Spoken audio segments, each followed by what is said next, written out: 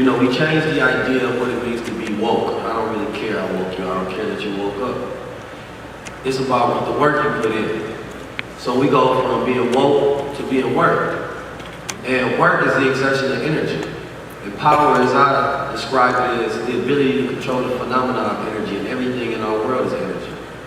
So a shifter to me, and the great thing about this is that we all are allowed to create our own perceptions and understandings of what things mean as far as language and time. We don't all have to have the same exact understanding. I believe that the greatest thing that we have is our ability to be original. That's your genius. We all have different blueprints and DNA and fingerprints, and you look at that, that defines that you're different. But if you don't exact that which is in your being to actually add value to the current paradigm, then you as an individual is not a shifter. You don't have any value. So if we all come to the table and we say we'll have a dinner and everybody brings the same exact thing to the table, you didn't really add no value. Without you, we would have had this. But when you tap into the original sense of self and you go with that fearless thought process of who you are, and we talk about building this collectiveness, now each individual adds something new, they add some value. So the greatest thing that we can do is we can build the originality by deprogramming the codes that you currently have and instituting one where you can tap into the originality of self. Because we program to assimilate and just be the same. So what we do is we consistently shift your language and time. Right? For me, I focus on language and time so much because it parallels to everything else we do in reality, in our behavior, in our construct of thought. So when I say white patriarchal intellect, I mean that. And what do I mean by that? Is that if you look at time itself, and you look at clocks and increments of time and how they were implemented within our lives, that's not our African system of time, that's not our original sense of time. This time system that we have now, this 1260, 12 months, 12 hours, a breakdown of 24 hours and 60 seconds and 60 minutes, was something that was given to us. And it put the people on a different sense of not being in tune with your natural selves, allowing you to be controlled much easier. So a lot of people think about the aerial time when they talk about the future or the past. The reason it's hard for us to actually build something sometimes because we don't know how to control our present. And so when you control the present and you eliminate the idea that the future is in a couple of years or later on, no, the future is literally a collection of moments in the present time. But if you speak English, then you have a sense of the future being in front of you. If I ask most people to point to the future, they point in front of you, but we're facing you, so then our future would be this way. But it's only because of our language. So even I'm programmed by it. So when I speak about the future, I lean forward because that's what the future is. But in a different language, a different programming, if you're a bilingual speaker, then you have a different idea of what time is within your language. Like the Chinese have it to where if I say I will do something, you're putting a future tense on it, saying when it's going to happen. They would say I do something, not separating the future and the now. So for us, we believe that our benefit is at some later point in time. So you're thinking that we're talking about next year, and that's why it's so important to change your language, because then you start to understand you have control over your time. And then you understand that Kronos comes from the Greek word, and it means father of time, which is representing a white man, basically.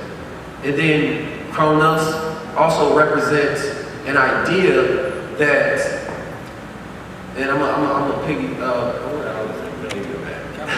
Camelback with my brother Rizza. As far as when you talk about the Gregorian calendar and what we live on, our whole entire time was instructed and implemented by someone other than ourselves. It was implemented by the Catholic Board, the Catholic Church. The Gregorian calendar decided that, you know, everybody's about to be on this white man's time. Everybody's about to be under our rule, the Pope's rule, the Catholic time. And in the African psychology, it's not too many words for near future. And that's why they say colored people's time. When we show up, whenever we show up, we're on time. Because it's our time. I'm here, I'm present. What do you mean I'm late? How can I be late? Show me late. You can't show me late. You can point to increments of time that somebody created as a measurement for when I was supposed to be here, but if I'm here, I'm in time and I'm on time. That's right. Now, at the same time, when we build it, and we build it within this construct of business, it is based off the white man's mind. So when we learn business, we learn it from him. So we have to learn to do things in time. But having that power of understanding gives you the right balance between your spiritual side and your material side. So when we talk about these ideas of doing things in the future, if your language is not progressed to even change your ideas of what we need to do now, we won't get there. Like when it comes to unity, we don't speak the language of unity every day. We don't speak the language of actually building with each other every day. So we have an inability to actually express that within our behavior. So it's until we change our language, then we don't control our time. And so everything that we know within our time has been calculated for the past 6,000 years. In a white man's time, it will go past 6,000 years. So that means that he has implemented this time construct which represents his time.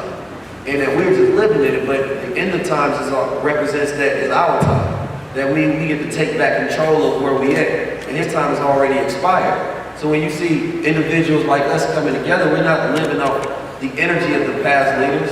No, we're living in the present time. Because there's an idea that says that in order for us to go to a different level of civilization as a people, we have to learn how to harness our energy better.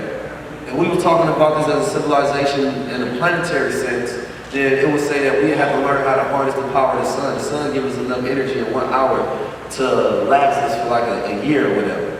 Maybe wrong with those figures, but if we was actually able to harness it, we would actually be able to have enough energy for the entire planet. And that's how much energy it gives us. But we use dead coal and plants in order for us to get our energy. It's not the most efficient system.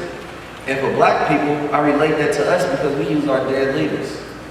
Those are our coals. Those are the old seeds that was planted instead of saying that, wait a minute, I'm already in the presence of the energy that we need. And within this 1 hour, we can actually shift the paradigm. So my sister Ajna and my brother Pop Dart, this is my first time meeting them. And I always tell people, it's not till we meet that you become a shifter. Because you got to put in that work. You put up your own money, your own time, your own energy to be here in this present moment. You shifted yourself from one space and time, and now you're here, and now we're working together. Because like my brother said, the individual represents their ego, what I can do. But we say wherever we go is where we shift it. So we change the ego to the we go. And so therefore, we can brag about what we do. And that's what paradigm shift is.